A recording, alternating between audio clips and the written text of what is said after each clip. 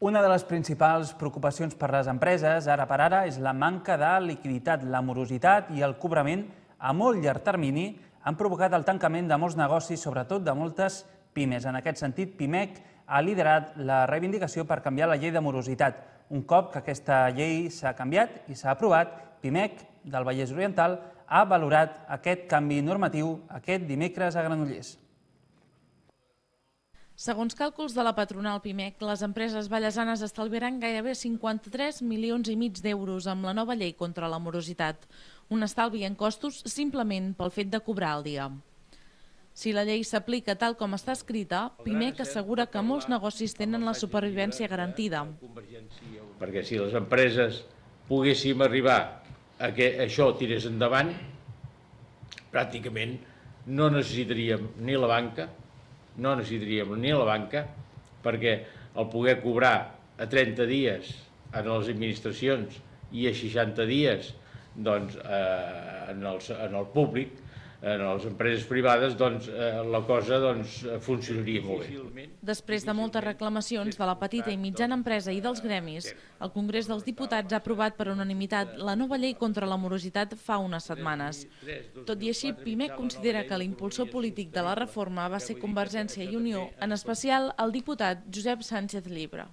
Hi havia oposició del PSOE, hi havia oposició de la COE, hi havia gran oposició dels grans centres comercials, perquè, esclar, la COE perquè és allà on té les empreses més grans i és les empreses més grans que subcontracten més en les petites i mitjanes empreses que precisament són les que estan associades a Pimec, no? La nova llei estableix el pagament a les empreses a 30 dies per part de l'administració i a 60 entre privats, un compromís que s'ha de complir de forma progressiva fins al gener del 2013. I és que el termini mitjà de pagament a l'Estat era de 98 dies l'any 2009, molt per sobre de la mitjana europea, situada en 57 dies. Quan es cobra del sector públic, la xifra ascendeix fins als 154 dies i en alguns casos fins i tot arriba als 2 anys. A més, la nova llei suprimeix la clàusula d'acord entre les parts que la petita empresa considerava un abús.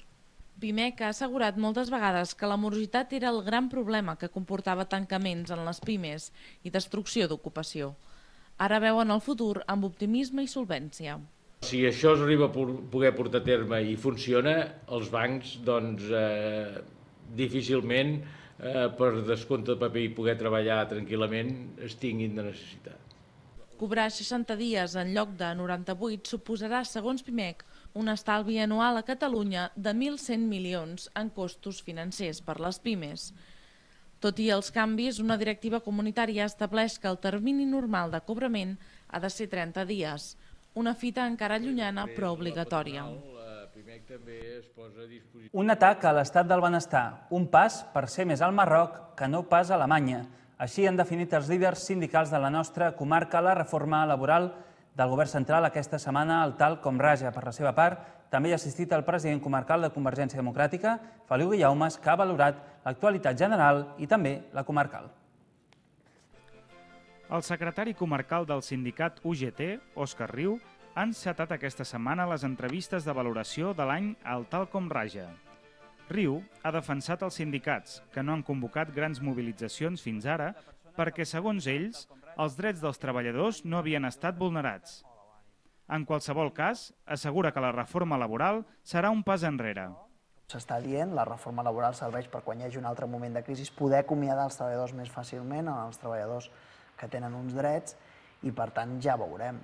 Els anys de creixement s'han acabat i si no liderem conjuntament, nosaltres no som ni Terrassa ni Sabadell, però si ens unim, Granollers, Mollet, Caldes, la Garriga i Sant Celoni, si treballem conjuntament amb aquesta anella, doncs segurament ens en podrem sortir d'una manera molt espectacular i podem ser un dels tractors del nostre país, de Catalunya.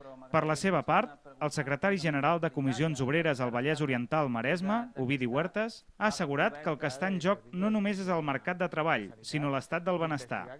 Però va baixant de manera molt baixa.